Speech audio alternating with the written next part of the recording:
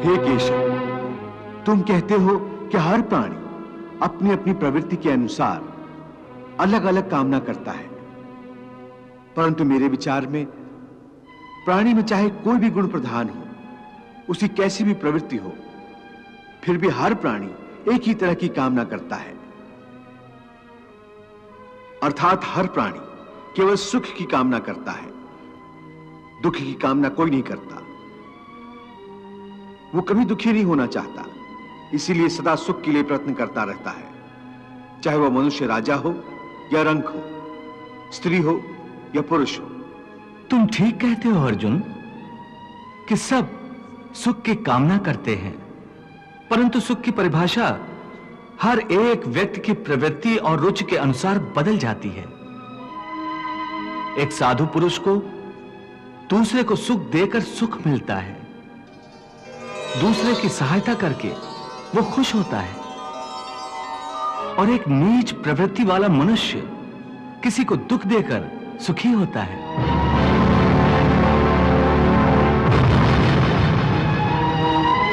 दूसरा सुखी हो तो उसे दुख होता है। इसके लिए सुख और दुख की परिभाषा अपनी अपनी प्रवृत्ति और रुचि के अनुसार हर प्राणी के लिए अलग अलग है। हे पार्थ, जो कर्मयोगी होते हैं वो आसक्ति छोड़कर कर्म की सफलता और विफलता में समबुद्धि से काम लेकर योग द्वारा परमात्मा पर आस्था रखकर कर्म करते हैं। इसे ही समत्व योगा कहते हैं।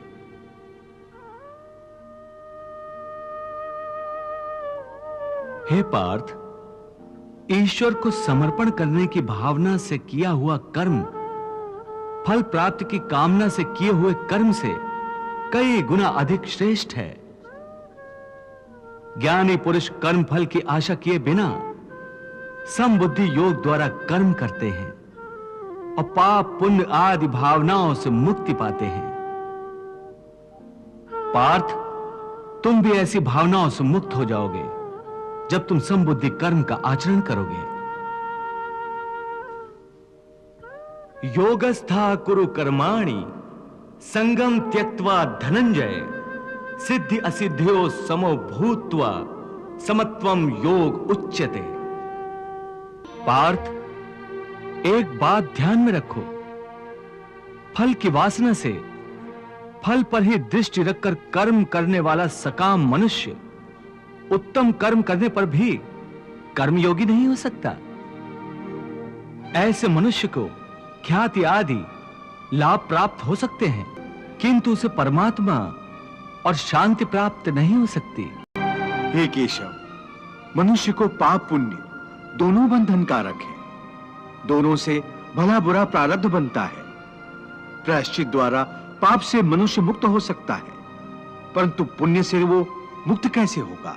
हे अर्जुन, पाप पुण्य, सुख दुख, यश अपयश आदि भावनाएं साधारण मनुष्य के लिए हैं, परंतु जो कर्मयोगी होते हैं वो इन भावनाओं से मुक्त होते हैं, आलिप्त होते हैं। कर्मयोगी अपनी अंतरात्मा की आवाज को परमात्मा का आदेश मानकर आचरण करते हैं। इसमें कहां आती है पाप पुण्य की भावना? हे पार्थ, यदि तुम मोह के अधीन हो गए हो तो निष्काम कर्मयोग कैसे अपनाओगे? तुम्हारी बुद्धि पर जो मोह के अंधकार का पटल छा गया है उसे ज्ञान के प्रकाश से हटा दो और अपनी बुद्धि को मोह के दलदल से बाहर निकालो। हे पार्थ, यदा ते मोह कलिलम बुद्धिर्व्यतितरिष्यति तदा गन्तासि निर्वेदम श्रोतव्यस्य श्रुतस्य च। हे पार्थ, मोह बुद्धि का अज्ञान होता है और इसी अज्ञान के कारण मनुष्य भौतिक आकर्षण में फंस जाता है। वो जानता नहीं कि देह तथा समस्त भोग नश्वर हैं, मिथ्या हैं। जब मनुष्य सत और असत अथवा नित्य और अनित्य का भेद जान जाता है, तब वो निरासक्त हो जाता है। उसे किसी भी चीज का आकर्षण नहीं रह जाता। इसका दूसरा अर्थ है मोह का त्याग करना, तथा मोह का लोप होने पर मनुष्य किसी भी प्रकार से किसी भी वस्तु की ओर आकर्षित नहीं होता। हे पार्थ, यथार्थ ज्ञान की प्राप्ति होने के बाद मोह का त्याग होता है। आत्मिक योग बल में वृद्धि हो जाती है। योग बल के कारण मन स्थिर हो जाता है और स्थित प्रज्ञ होने के कारण मनुष्य का परमात्मा के साथ योग हो जाता है।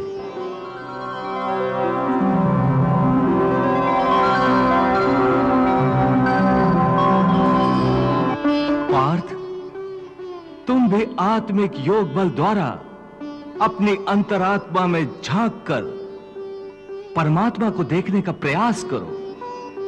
समबुद्धि कर्मयोग का आचरण करो और स्थित प्रज्ञ बन जाओ।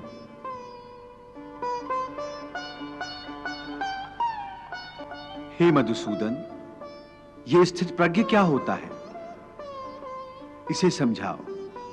पार्थ, दुख भोगते हुए भी जिसके मन में उद्वेग नहीं होता और न ही जो सुख की लालसा रखता है, तथा जिसके हृदय में क्रोध, मोह, भय आदि विकारों के लिए कोई स्थान नहीं होता, वो मनुष्य स्थित प्रज्ञ है।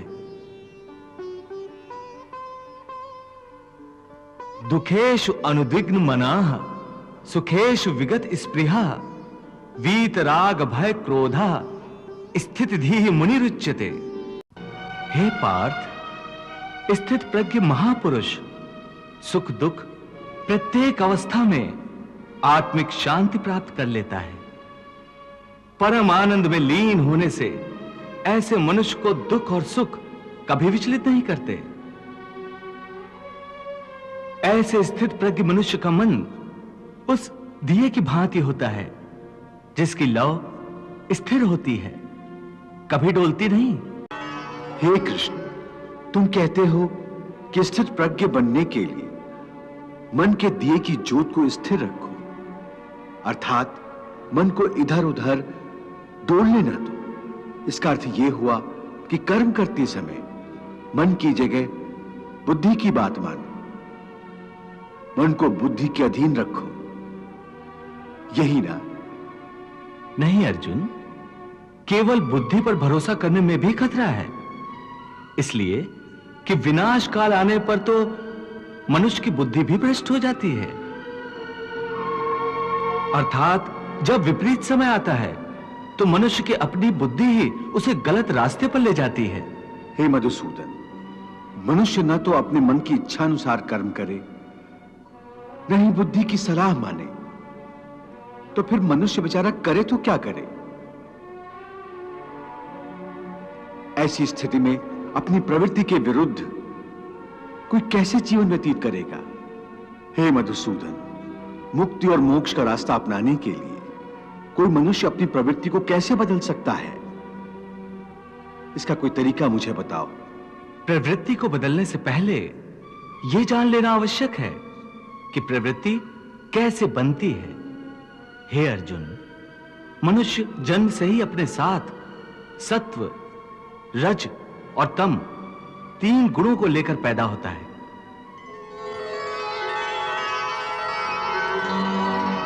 इस सृष्टि की रचना इन्हीं तीन गुणों के आधार पर की गई है। इस त्रिगुणात्मक सृष्टि में रहने वाले समस्त प्राणियों में तीनों गुण विद्यमान होते हैं, परंतु हर प्राणी के अंदर इन तीनों में से कोई न कोई एक गुण अधिक प्रधान होता है, और जिस गुण की प्रधानता अधिक होती है उस प्राणी का चरित्र वैसा ही बन जाता है। रजोगुण प्रधान पुरुष को ऐश्वर्य, ठाट बाट और राजपाट की लालसा होती है।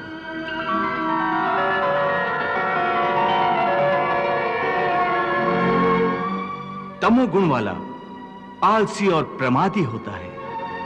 द्वेष, क्रोध जैसी नकारात्मक भावनाएं उसमें कूट कूट कर भरी हुई होती हैं।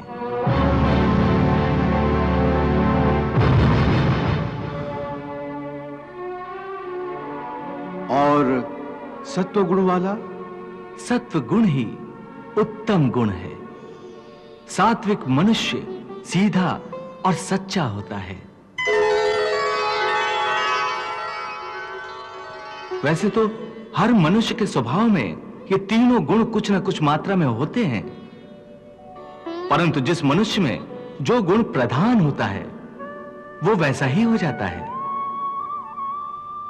उसकी जैसी प्रवृत्ति होती है वैसी ही रुचि हो जाती है। सो हर मनुष्य अपनी प्रवृत्ति और अपनी रुचि के अनुसार ही कामना करता है। हे केशव, तुम कहते हो कि हर प्राणी अपनी अपनी प्रवृत्ति के अनुसार अलग अलग कामना करता है, परंतु मेरे विचार में प्राणी में चाहे कोई भी गुण प्रधान हो, उसकी कैसी भी प्रवृत्ति हो, फिर भी हर प्राणी एक ही तरह की कामना करता है। अर्थात हर प्राणी केवल सुख की कामना करता है, दुख की कामना कोई नहीं करता। वो कभी दुखी नहीं होना चाहता, इसीलिए सदा सुख के लिए प्रयत्न करता रहता है, चाहे वह मनुष्य राजा हो या रंक हो, स्त्री हो या पुरुष हो। तुम ठीक कहते हो अर्जुन कि सब सुख की कामना करते हैं, परंतु सुख की परिभाषा हर एक व्यक्ति की प्रवृत्ति और रुचि के अनुसार बदल जाती है।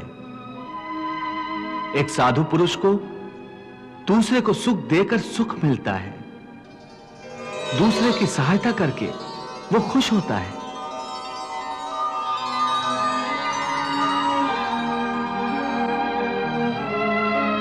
और एक नीच प्रवृत्ति वाला मनुष्य किसी को दुख देकर सुखी होता है।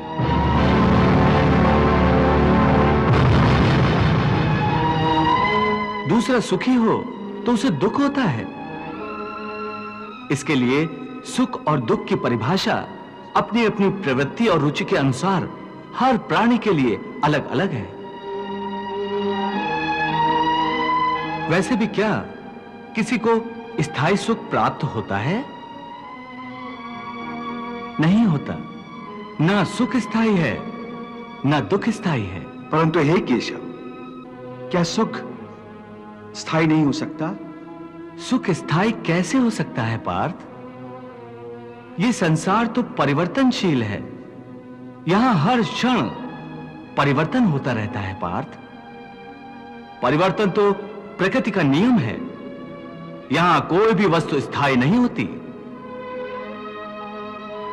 तुम्हें याद होगा, मैंने तुम्हें पहले ही बताया था कि हमारे शरीर की अवस्थाएं भी स्थायी नहीं हैं। फिर सुख और दुख कैसे स्थायी हो सकता है? इसका अर्थ है कि सुख के साथ साथ मनुष्य को दुख भी भोगना पड़ता है। हां पार्थ, सुख और दुख एक ही चक्र के दो अर्ध भागों की भांति है। यह चक्र चलता रहता है, चलता रहता है। कभी प्राणी सुख में हंसता है,